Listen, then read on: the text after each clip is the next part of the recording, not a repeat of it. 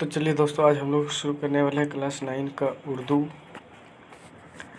जैसा कि आपको पता है, जैक बोर्ड ने उर्दू का 2 सेट जारी किया है। तो एक सेट का मैंने वीडियो पहले बना दिया है, आप उसे देख लें। और फिर ये दूसरा सेट का है। तो चलिए हम लोग आज से जल्दी शुरू करते हैं। ज़रूरी हिदायत: सभी सवालात लाजमी हैं।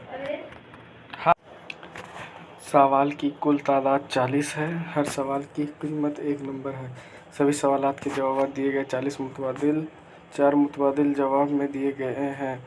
इनमें से दुरुस्त जवाब का इंतखाब करें। गलत जवाब पर कोई नंबर नहीं काटा जाएगा।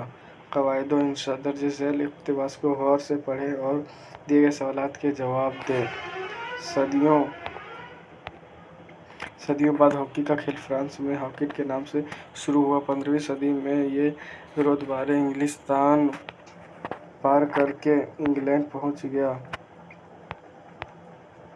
वहां इसका नाम हॉकी रखा गया। इंग्लैंड में ही इस खेल के ज़ाब्ते बनाए गए। स्कूल के लड़के जंगलों से छड़ियाँ काटते और उनको मोड़कर गेंदों से हॉकी खेलते। इब्तदा में खिलाड़ियों की तादाद मुकर्रर थी। बाद में एक टीम के लिए 11 खिलाड़ियों की तादाद तय कर दी गई। हॉकी का मैदान 100 गज 91 मीटर लंबा और 60 गज 54 मीटर चौड़ा होता है। अमेरिका और कनाडा वगैरह में मैदानी हॉकी के अलावा बंद स्टेडियम में बर्फ पर आइस हॉकी भी खेली जाती है। हिंदुस्तान में हॉकी का खेल अंग्रेज़ों के ज़रिए पहुंचा। 1850 में मुल्क का पहला हॉकी क्लब कलकत्ता में कायम हुआ। हिंदुस्तान ने पहली दफ़ा 1928 में ओलंपिक खेलों में हॉलैंड को फाइनल में हराकर हॉकी का तलाई तमगा हासिल किया। इसके बाद तकरीबन 40 साल तक हिंदुस्तानी टीम के हॉकी के खेल में सारी दुनिया में छाई रही। हॉकी का खेल किस नाम से शुरू हुआ? तो हॉकी का खेल किस नाम से शुरू हुआ? हॉकीट के नाम से। हॉकी का खेल पहले कहाँ खेला गया? पहले फ्रांस में खेला गया, ऑप्शन सी। हिंदुस्तान में पहला हॉकी क्लब कहाँ कायम हुआ? तो पहला हॉकी क्लब कलकत्ता में कायम हुआ, ऑप्शन सी। हॉकी खेल में खिलाड़ियों की तादाद कितनी मुकर्रर की गई? तो 11 मुकर्रर की गई, ऑप्शन ए। हॉकी खेल के मैदान की लंबाई कितनी होती है? तो 100 गज होती है, 91 मीटर, ऑप्शन डी। बखिदमत जनाब 6। तो 6 में क्या होगा? हम लोग जब भी फीस माफ़ी के लिए लिखते हैं तो किसके पास? हेड मास्टर के पास। तो 6 का क्या हुआ? B, head master. High school Ranchi मौजूद फीस माफ़ करने जनाब आली। अर्ज़ है कि आपके स्कूल में 9वीं जमात में पढ़ता हूँ। तो साथ में मैं आपके स्कूल में 9वीं जमात में पढ़ता हूँ। मेरे वालिद एक प्राइवेट फर्म में मामूली तनख्वाह पर मुलाजिम है। 5 भाई बहन और सभी ज़ेर तालीम। इतनी कम आमदनी ही बड़ी तकलीफ़ का सामना करना पड़ता है। आपसे मुअद्दबाना गुजारिश है कि मेरी फ़ीस माफ़ फरमाएं। तो 9 नंबर पे होगा गुजारिश। मेरे वालिद एक प्राइवेट, यहाँ 8 में 1 और फ़ीस माफ़ फरमाए। आपका फरमाबरदार शागिर्द मोहम्मद ताज।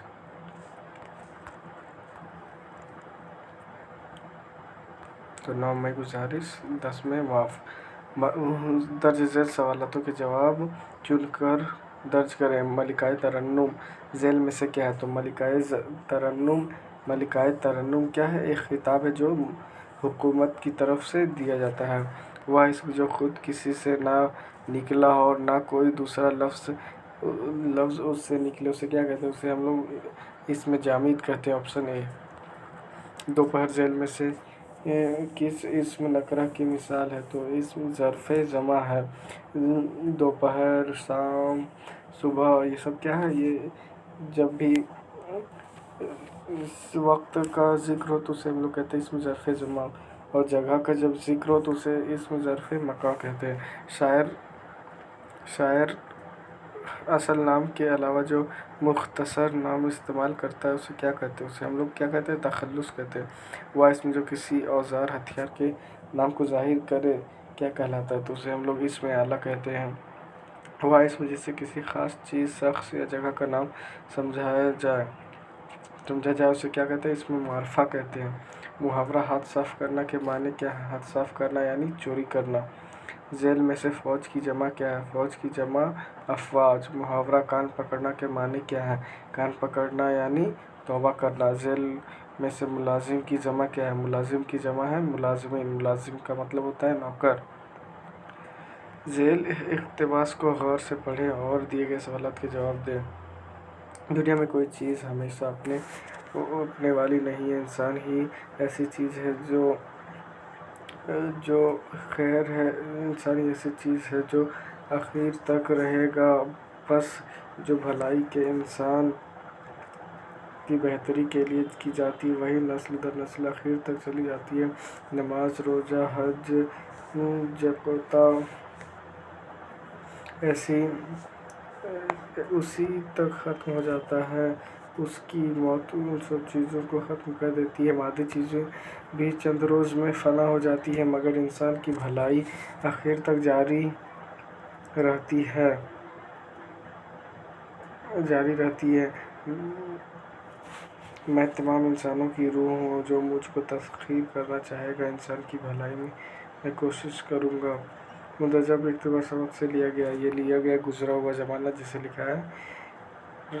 جسے لکھا سر سید احمد خان نے۔ ذیل میں سے اقتباس کے مصنف کون ہے؟ Sir Syed Ahmad Khan. Option D. دنیا میں کون سی چیز آخر تک جاری رہتی ہے؟ تو بھلائی جاری رہتی ہے۔ Option B.